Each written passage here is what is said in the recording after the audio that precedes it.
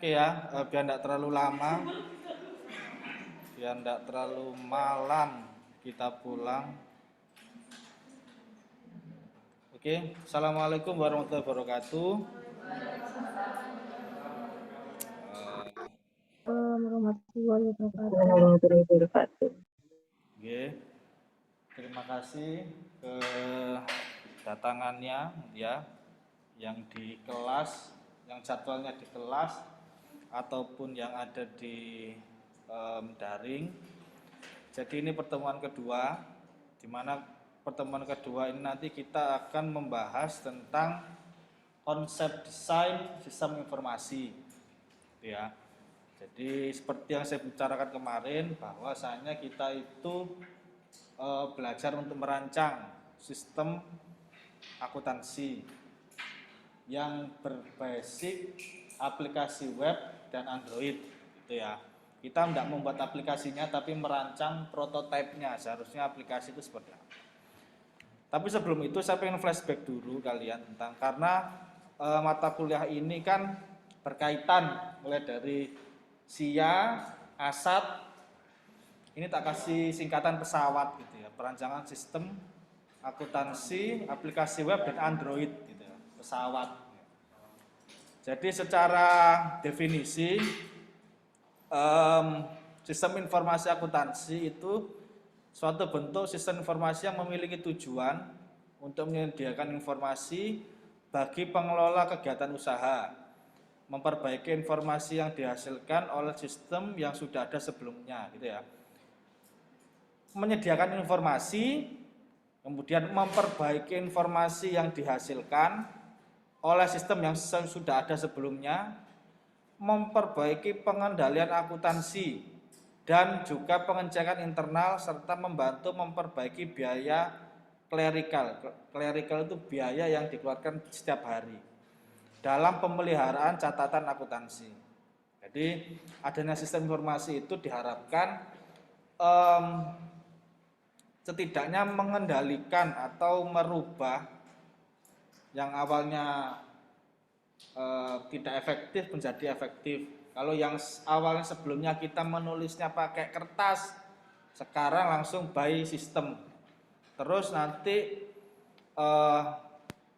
pengecekannya juga lebih gampang. Kayak jurnalnya berapa sekarang, saldonya berapa sekarang, itu jauh lebih. Tapi secara basic, bahwa sistem informasi akuntansi itu adalah suatu kumpulan struktur atau prosedur yang berbasis teknologi informasi yang bekerja bersama dengan tujuan untuk mengubah data-data keuangan menjadi informasi keuangan. Data-data keuangan ya berarti inputan kalian, jadi pemasukan berapa, pengeluaran berapa, menjadi informasi keuangan yang berguna bagi stakeholder. Stakeholder ini pimpinan. Jadi informasi yang dihasilkan dari sistem informasi akuntansi akan digunakan oleh para stakeholder, yang digunakan oleh para pimpinan untuk menyusun keputusan, baik yang bersifat teknis maupun non teknis. Jadi setelah diaudit, oh saldo, aku itu kepengen beli mobil gitu ya, tapi karena saldonya cuma 10 juta jadi enggak jadi gitu. Jadi kan lebih dijadikan sebagai acuan untuk pengambilan keputusan. Kalau di sistem informasi itu juga ada tujuan dan fungsi. Yang pertama adalah yang pasti sistem informasi akuntansi itu harus punya kegiatan usaha atau manajemen. Kalau enggak punya kegiatan usaha, buat apa ada sistem informasi? Yang kedua, mengurangi biaya klerikal dalam penyelenggaraan catatan akuntansi. Jadi biaya setiap hari.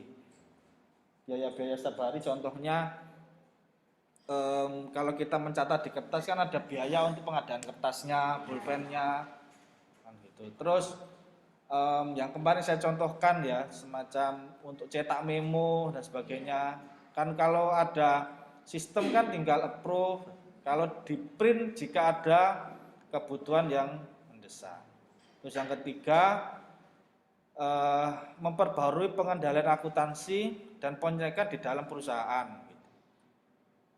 Yang dimaksud adalah memperbarui tingkat keandalan dan juga berguna untuk menyiapkan catatan perihal perlindungan kekayaan dan tanggung jawab perusahaan, ya, termasuk dengan aset, gitu. Kalau di sini aset, stok barang. Terus yang keempat, memperbaiki informasi yang dihasilkan oleh sistem yang sudah ada. Kalau yang sebelumnya pakai kertas, yang sekarang sudah pakai sistem. Jadi, nah ini yang paling seru. Sistem akuntansi itu ada yang namanya komponennya. Dalam artian, kalau ada sistem informasi, yang pertama itu harus ada sumber daya alamnya. Sistem informasi bank, teller, ya harus ada tellernya. Harus ada orang yang mampu menjalankan sistem itu. Semisal accounting gitu ya. Ada staf pemasukan, pengeluaran, staf aset gitu ya. Kemudian adanya transaksi. Sistem informasi itu dibuat kalau tidak ada transaksi, gimana cara kita untuk memasukkan datanya kan? Dimana transaksi itu memasukkan data sehingga nanti bisa diproses untuk menghasilkan informasi. Adanya prosedur atau langkah-langkah yang digunakan dalam menjalankan transaksi atau kegiatan perusahaan. Kemudian ada formulir data keuangan, dokumen yang meliputi beberapa transaksi kas gitu ya. Ada aktiva, hutang piutang, penjualan, biaya dan sebagainya. Adanya sarana pencatatan siap terjadinya transaksi. Terus selanjutnya ada hardware. Sistem informasi itu mesti ada yang namanya komputer. Walaupun itu tidak diinstal, pasti ada perangkatnya. Itu ya. Kalau berbasis cloud computing atau diakses, berarti kan harus ada perangkatnya, ada tablet kah, ada PC dan sebagainya. Terus beberapa software accounting ya Oracle, Zahira, Miop dan sebagainya.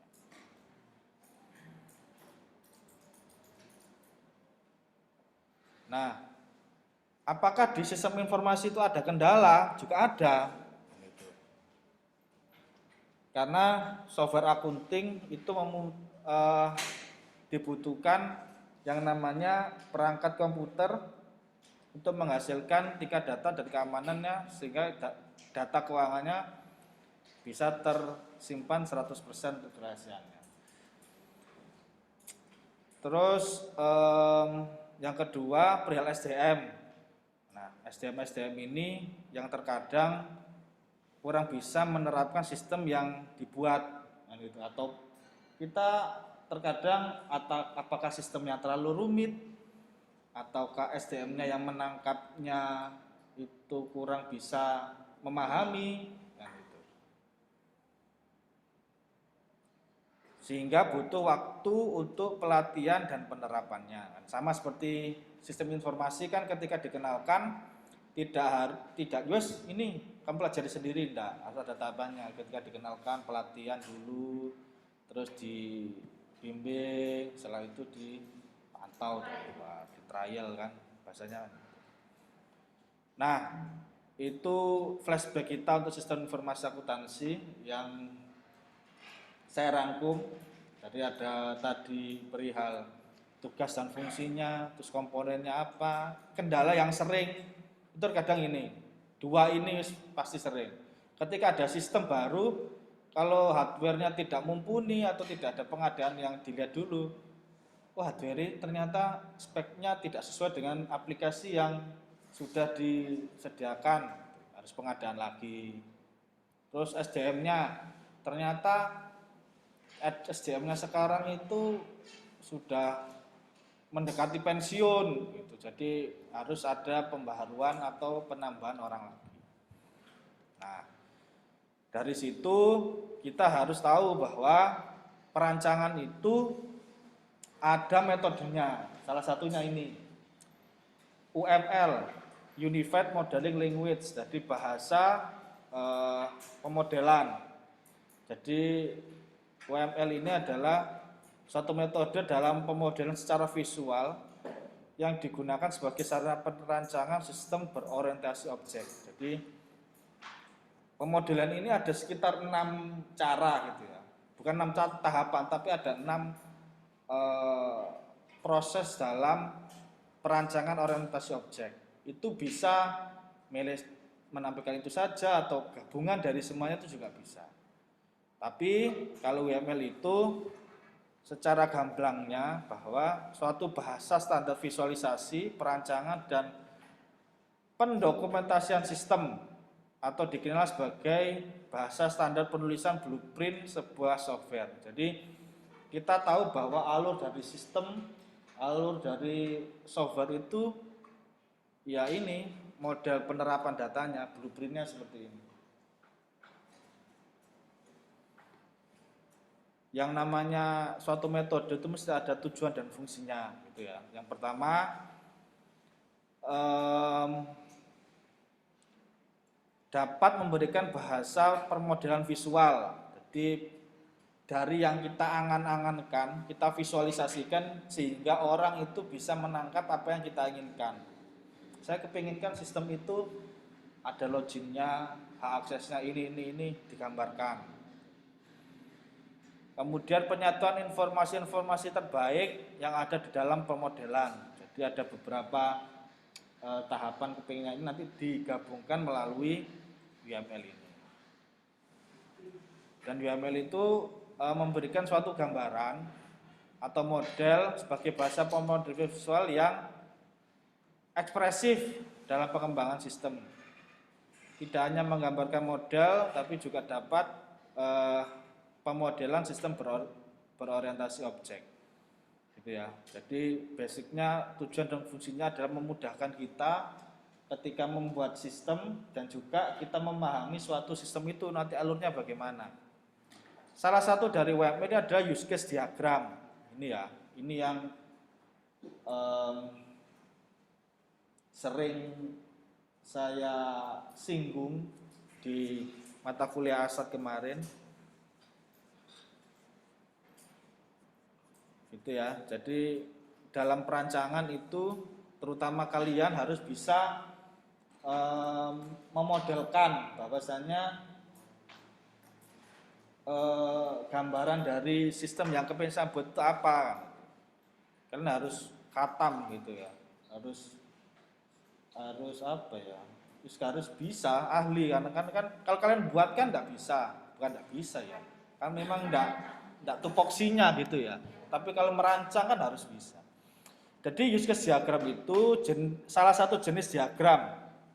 Dia menjelaskan bahwa definisi ini use case diagram itu adalah salah satu diagram dari UML. Jadi metode dari diagram UML. Yang menggambarkan hubungan interaksi antara sistem dan aktor. Jadi aktor ini saya gambar orang ini loh. Orang gede ini ya ini. Nah, yaitu kalau yang sistem itu yang bunter-bunter ini sistem. Nah ini bunter-bunter ini sistem. Nah kalau yang ini aktor. Ya. Use case dapat mendeskripsikan tiap interaksi antara si pengguna sistem dengan sistem lainnya, gitu ya. Use case sesuatu yang mudah dipelajari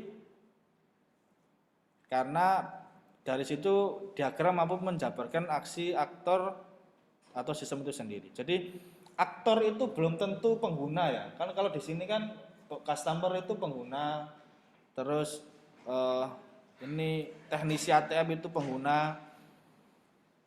Aktor itu bisa juga sistem. Jadi begini. Salah satu contoh kalian ketika KRS online misalkan membayar di bank. Kalian membayar ke bank BSI, Mandiri Syariah sejumlah ini. Untuk bisa mengikuti perkuliahan di semester selanjutnya. Gitu. Aktor di sini kan kalian kan, mahasiswa. Nanti sistem bank itu juga termasuk aktor, tapi di eksternal sistem. Karena dia nanti akan bertugas ketika kamu membayar ke Bank Mandiri, si aktor bank ini tadi nanti akan melaporkan ke Umsida bahwa yang namanya mahasiswa ini sudah membayar, jangan ditagih lagi gitu. arek wis bayar, ya wis. Nah, dia nanti akan berbicara antar sistem, termasuk ini juga. Kan di sini kan bank ini kan termasuk sistem aktor ya, tapi dia nanti akan memberikan report ke customer dan sebagainya. Dia nanti akan memberikan report kedua, report ke SIM itu sendiri dan ke kalian bahwa saya melihat di SIMku, login SIMku, aku sudah bayar. Kalau belum nanti diproses ke yang lain. Itu use case diagram. Ini yang sering digunakan juga. Terus yang kedua adalah activity diagram. Jadi activity diagram adalah kalau dalam bahasa Indonesia itu diagram aktivitas, yaitu sudah diketahui berarti diagram ini memodelkan proses yang terjadi pada suatu sistem. Seperti layaknya runtutan proses berjalan suatu sistem. Jadi ini semacam flowchart, tapi tiap flowchart ini tugasnya masing-masing. Oh, ini flowchartnya mahasiswa. Jadi mahasiswa ketika mau membayar itu urutannya ke sini dulu. Setelah dia membayar, dia nunggu. Ini kan misalkan ini mahasiswa, ini bank, ini SIM, SIM-nya kampus. Ini dia sudah bayar. Sudah dia bayar, nanti data ini masuk ke dalam bank. Nah, ini sudah masuk diagram aktivitas bank. Bank nanti ngecek pembayaran. Oh, dia sudah. Nanti akan masuk ke sini. Dan memberitahu ke SIM, itu selesai. Ini diagram aktivitas. Diagram aktivitas gabungan, jadi bisa langsung terkait.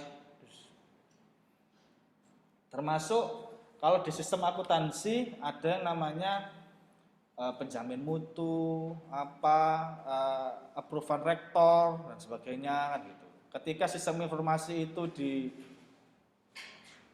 kalau di mahasiswa itu apa ya? Yang paling gampang mencontohkan ya, diagram aktivitas.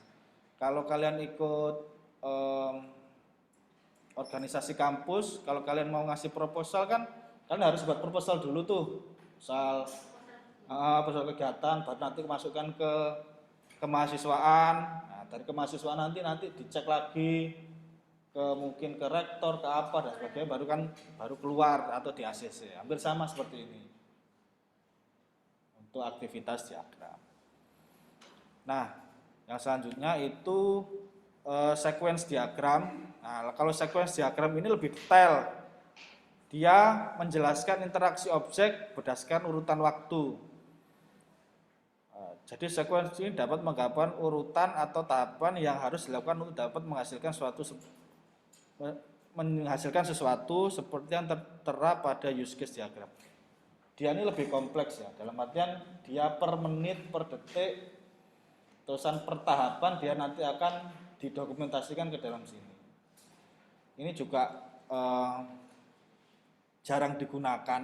Jadi yang biasa digunakan itu ya ini aktivitas terus sama use case diagram. Kalau dia hampir sama seperti aktivitas diagram, cuma lebih detail. Di sini ada perulangannya, kalau misalkan nanti tidak berhasil, nanti berulang lagi dan sebagainya. Kita nanti tidak terlalu bahas ini, kita bahas yang sering digunakan saja. Nah, ini yang sering kita gunakan, kelas diagram. Jadi kelas diagram ini digunakan untuk menampilkan kelas-kelas berupa paket-paket yang memenuhi salah satu kebutuhan paket yang akan digunakan nanti. Biasanya kelas diagram ini digunakan kita untuk merelasi database. Jadi database kita itu biar sesuai dengan apa yang kita harapkan kan gitu. Seperti kemarin kan kita mencontohkan sistem informasi akuntansi. Kalau akuntansi itu kan trikinya begini, maksudnya harus sesuai. Ketika kita memasukin transaksi ya, penginputan kas gitu ya. Kalau penginputan kas itu kan masih draft kan ya. Kalau sudah transaksi, berarti dia nanti akan sudah masuk ke tabel jurnal, tabel buku besar dan sebagainya. Akan masuk ke sana semua. Nah, di situ nanti kita harus tahu bahwa alurnya seperti apa untuk transaksi ini biar nanti tidak salah. Kembali lagi, yang seharusnya dia itu masuk ke tabel debit, tapi kok harus kok dikredit dan sebagainya. Biar nanti untuk tarik datanya lebih gampang. Untuk kemudian ada state machine diagram. Jadi salah satu jenis diagram yang fungsi untuk menggambarkan transaksi dan perubahan pada objek pada sistem. Jadi modelnya ini hampir sama seperti aktivitas diagram, cuma dia lebih alurnya seperti alur mesin. Jadi tahapannya ini ke sini dulu. Jadi ini tidak terlalu kita bahas.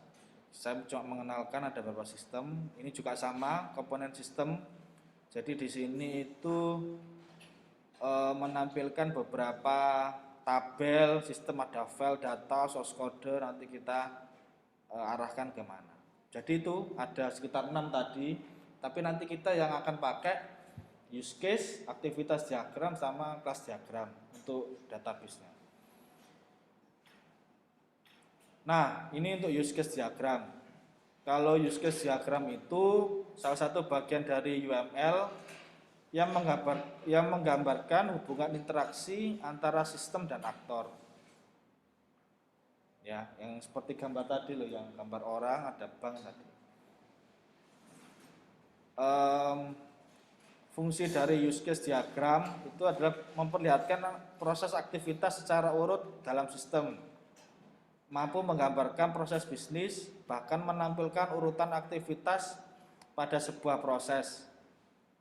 Yang ketiga, sebagai penjembatan kita antara yang membuat dengan konsumen, sehingga bisa mendeskripsikan sebuah sistem secara objek gitu ya. Itu secara fungsi. Mungkin secara manfaatnya menggunakan, jadi adanya use case ini sebagai kita untuk memverifikasi kan sudah betul nggak sih sistem yang kita buat, biar nanti ketika dibuat ke codingan ke baik aplikasi web ataupun Android itu tidak salah. Ada beberapa manfaat lagi, menjadi gambaran interface jika kita tahu bahwa sistem itu seperti itu, biar nanti tidak ada kebingungan dalam penggunaan sistemnya. Jadi yang terpenting itu ya yang terakhir loh, bisa memudahkan komunikasi antara domain expert dan end user. Jadi si pemegang keputusan sama yang paling bawah itu bisa komunikasi antar sistem. Nah, di use case itu ada 2 komponen ya, ada sistem sama aktor. Kalau yang sistem tadi yang digambarkan dalam bentuk bisa persegi, bisa ellipse, yang untuk membatasi use case dan lainnya. Kalau aktor yang tadi, di mana dia fungsinya untuk memberikan informasi dan juga menerima informasi seperti apa. Ada 2, kalau use case ada 2. Termasuk ini juga ada use case juga. Di sini menjelaskan detail tentang tiap-tiap use case-nya seperti apa. Nah, ini simbol-simbolnya. Jadi ada use case itu fungsional yang disediakan sistem sebagai unit-unit yang saling bertukar pesan antar unit atau aktor. Jadi nanti ini dihubungkan ke apa, transaksi apa, ini aktornya. Aktor ini belum tentu pengguna ya, sistem juga bisa aktor. Yang terpenting itu ini ada garis penghubungnya. Kemudian garis penghubungnya ini adalah extend atau include, maksudnya itu di dalam aplikasi atau di luar aplikasi. Salah satunya misalkan kalau transaksi kita transfer, berarti kan ada data kita yang memberitahukan keluar ataupun transfer, nah, begitu pun sebaliknya. Kita langsung ambil studi kasus saja, misalkan pembayaran OVO. Kalau di pembayaran OVO itu aktornya siapa? Pengguna, user kan ya? Berarti user. Jadi kita deskripsikan dulu ya. OVO adalah aplikasi pintar yang memberikan kemudahan dalam bertransaksi. Itu OVO Cash, serta berfungsi untuk mengumpulkan poin-poin di banyak tempat. OVO Point. Ada OVO Cash, ada OVO Point. Jadi usernya ada aktornya itu ada user. Kemudian sistemnya atau use case-nya ada register. Jadi register ini merupakan langkah pertama yang dilakukan user ketika ia tidak mempunyai akses pada aplikasi OVO. Jadi sebelum pengguna baru itu dia harus mendaftarkan datanya dulu, mulai dari namanya, nick-nya mungkin, terus nomor HP, terus verifikasi wajah seperti pinjaman online, ambil HP ini, KTP kan itu. Iya, fotokopi KTP terus difoto begini loh ya. Nah, gitu. Nah. Terus ada login, terus ada top up, transfer, dan juga payment. Transfer ini ke bank lain, top up ini top up ke saldonya sendiri, terus ini paymentnya pembayaran listrik atau sebagainya. Nah, dalam penyelesaian studi kasus ini kita itu bisa menyelesaikan ada 4 tahapan gitu dah. Kita tadi kan sudah menentukan ya OVO ini ibaratnya kita bahwa OVO itu berupa bukan barang yang sudah jadi. Kita mau kepingin membuat aplikasi namanya OVO kan gitu. Kita tentukan dulu aktornya sapa ae kan. Kalau misalkan di manajemen itu ada aplikasi supply chain atau rantai pasok, rantai stok gitu ya, stok gudang, stok apa kan itu. Aktornya siapa dulu? Ada gudang, ada pembeli, terus ada pimpinan, ada apa. Aktornya kita tentukan dulu. Itu ya. Kalau di sini ada yang bagian validasi, berarti yang validasi itu termasuk yang aktor tadi. Aktornya itu. Kemudian use case-nya seperti apa? Di dalam sistem itu ada login, ada register, ada top up, transfer, payment dan lain-lain. Kita didefinisikan kalau login itu seperti apa. Kepinginnya login, ada proses login. Petugas perpustakaan ini, petugas gitu ya. Terus yang kedua merupakan proses untuk pendaftaran pada sistem program. Jadi kita harus mendefinisikan bahwa login itu login untuk siapa, untuk apa, gimana. Terus termasuk top up itu untuk apa. Setelah pendefinisian baru kita buat skenario. Gitu ya. Kan ini skenario antar aktor sama sistem. Kita belajar berpikir secara logika. Kalau misalkan kita register, step pertama kan kita mengakses ketika kita sudah download gitu ya. Download, kita harus mengakses aplikasinya dulu, kita buka aplikasinya. Terus yang kedua berarti kan sistem akan merespon, akan mengecek HP ini, HP Oppo ini atau HP Xiaomi ini sudah terdaftar enggak device ini ke servernya, ke serverku kan gitu. Sistem kan bacanya gitu. Oh belum, atas nama nomor ini belum. Jadi dia nanti akan menampilkan ke aktor, nampilkan ke tampilannya.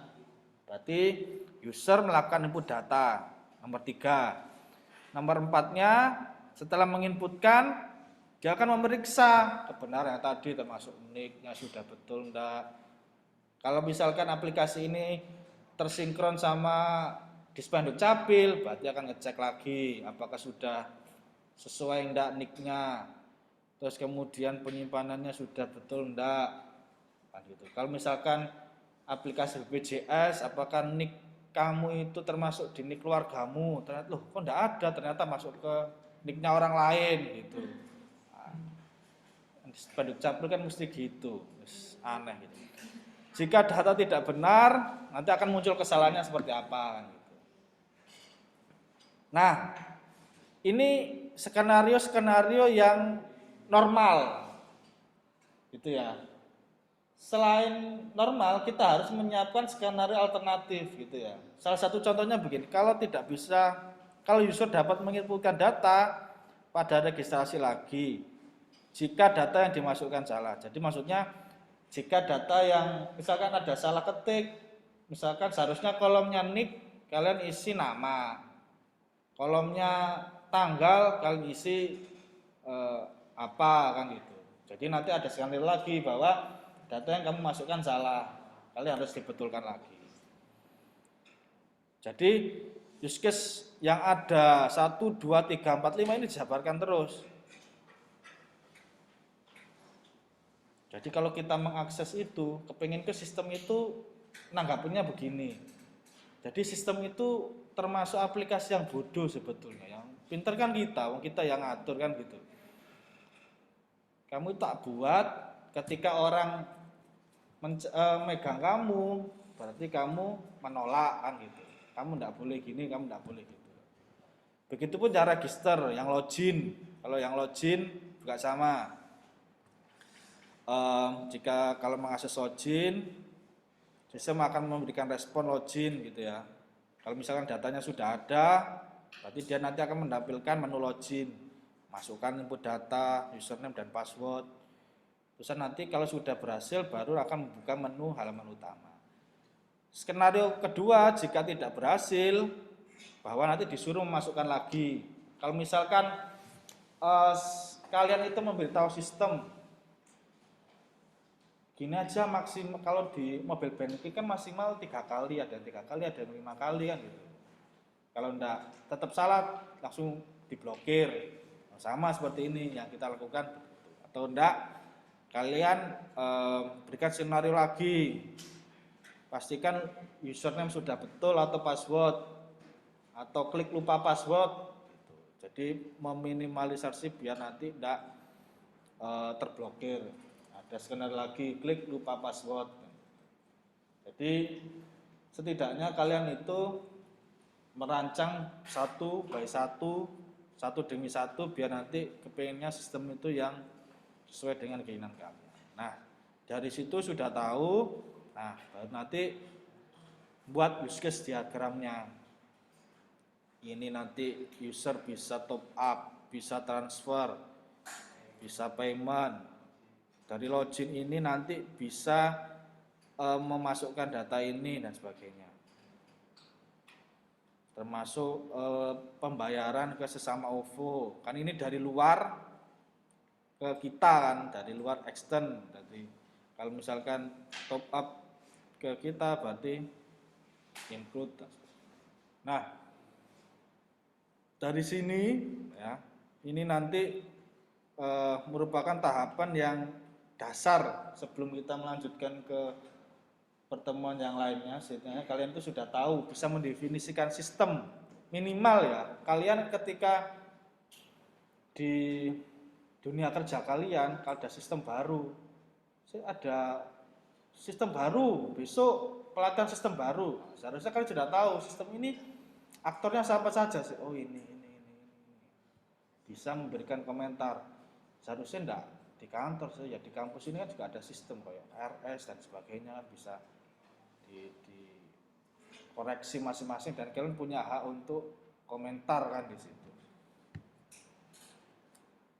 Oke ya, jadi itu tak tunjukkan lagi. Kita coba kembali ke sistem kemarin. Moga-moga nggak lemot.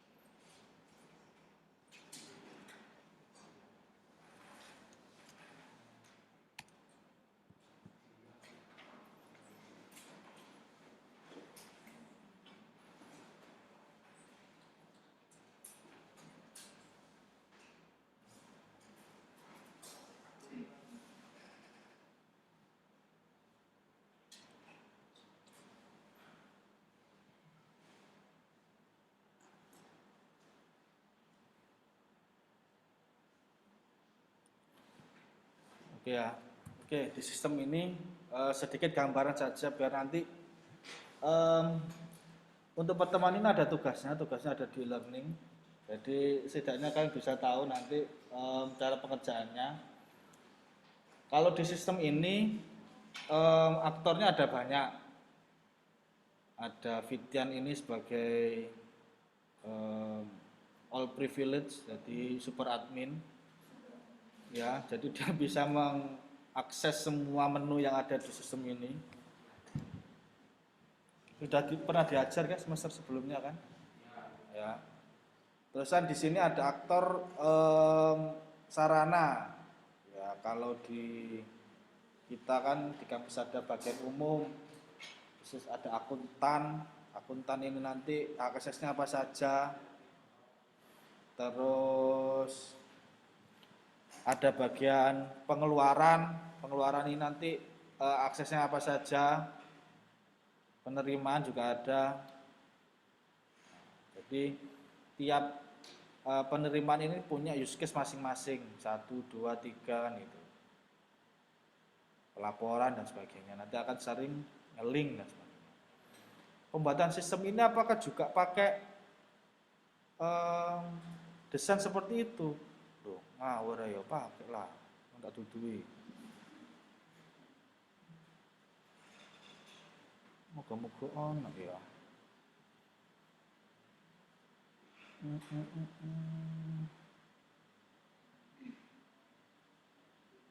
Nah, iki sing sistem untuk yang ada di UM Surabaya gitu ya.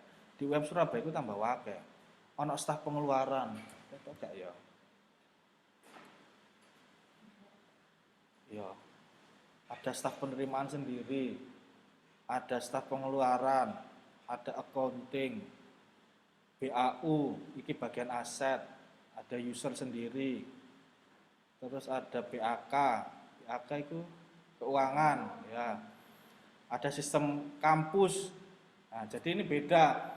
Sistem informasi kampus yang SIM itu dengan yang akuntansi beda.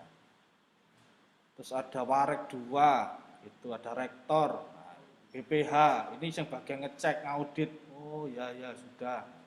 Sebagai iya tok kan BPH itu kan. Kan biasanya yang approve kan tergantung. Kalau misalkan dia bagian anggaran kan warek berapa.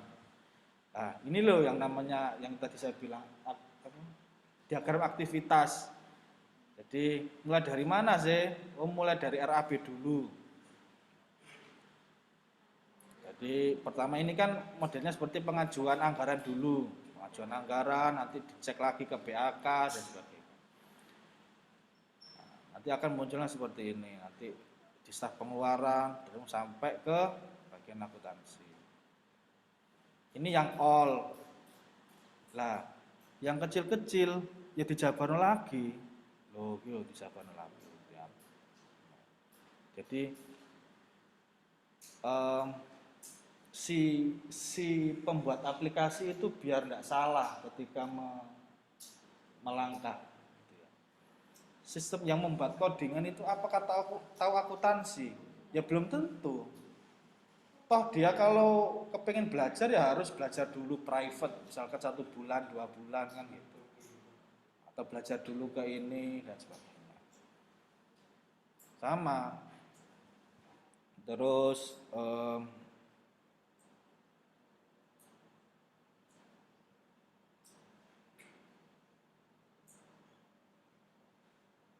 awalnya sistem informasi itu ya tidak usah sulit-sulit ya. Dalam artian yang penting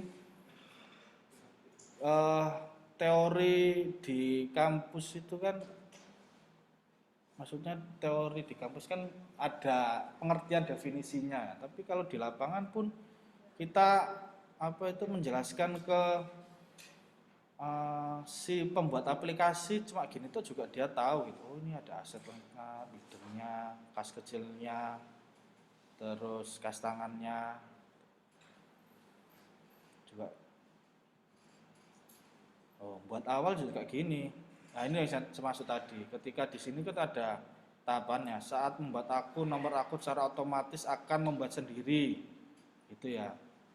Tergantung urutan dari header. Harus dirinci. Tiap-tiap detailnya harus dirinci. Tidak mungkin ketika kita transaksi kita harus juga menginputkan nomor akun. Kalau setiap hari kita masukkan data 1000 nomor akunnya, ya pegelan gitu, mau tipes salah seminggu. Gitu. Nah ini termasuk flowchartnya.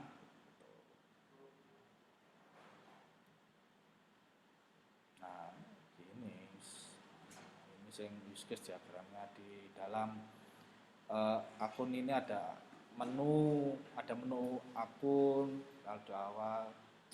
Ya jadi ini ya, jadi saya tak tunjukkan kalian itu ya jadinya ya iki. Padahal niki mek ngene tok, tapi gawene ya lumayan loh. Nah, sistem itu seperti itu. Jadi itu ya gambarannya untuk perkuliahan kali ini, pertemuan kedua.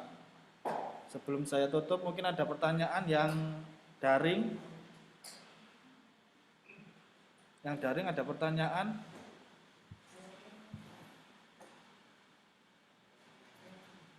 Tidak, terima kasih.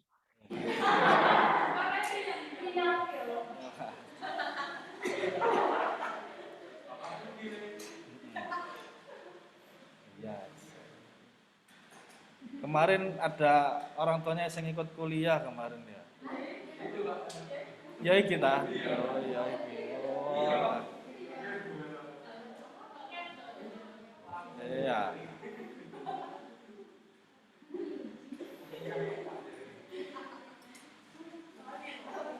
Oke ya, jadi mungkin itu pada yang di sini ada pertanyaan di kelas. Wah, kawan kayaknya kelangopan kabeh semua. Iya. Oke ya, jadi ini saya harap kalian sudah setidaknya paham bahwa perancangan itu maksud dari pembuatan keterangan itu pun juga ada maksud dan tujuannya biar membuat itu harus bertanggung jawab gitu. Aku pengen ini, kepengin ini, tapi tidak tahu hasilnya ya percuma. Semua materi nanti saya share di e-learning mulai dari PPT dan juga rekaman Zoom-nya. Terus kemudian nanti ada tugas di pertemuan kedua dikumpulkan di e-learning juga. Sudah tak buat no template, jadi saya harap kalian itu ndak ada sing berbeda, semuanya sama. Kok iki. Ya maksudnya template ndak jawabane.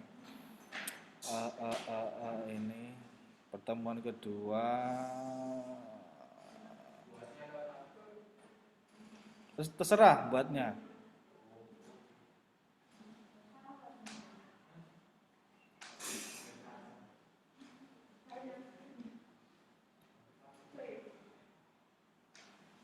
Buatnya terserah, boleh pakai Visio, boleh pakai Word, boleh pakai HP.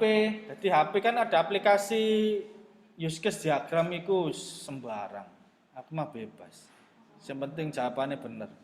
Nah, di sini ada template-nya ya. Sama seperti tadi, ada nama aplikasinya apa, deskripsi aplikasinya apa. Nah, pertanyaannya itu ada di e-learning. Aktornya apa, use case-nya apa, ini template itu. Bisa bikin, bisa yang sudah ada gitu ya, atau kalian di tempat kerja itu aku ada Pak sistem ini, masukkan pokoknya yang berbau akuntansi biar kalian juga belajar. Akuntansi itu kan nggak melulu sistem informasi akuntansi, ono sing kaya SPP itu ya termasuk akuntansi, OVO itu tadi akuntansi kan gitu ya, pokoknya ada transaksi keuangan kan bisa dibilang akuntansi.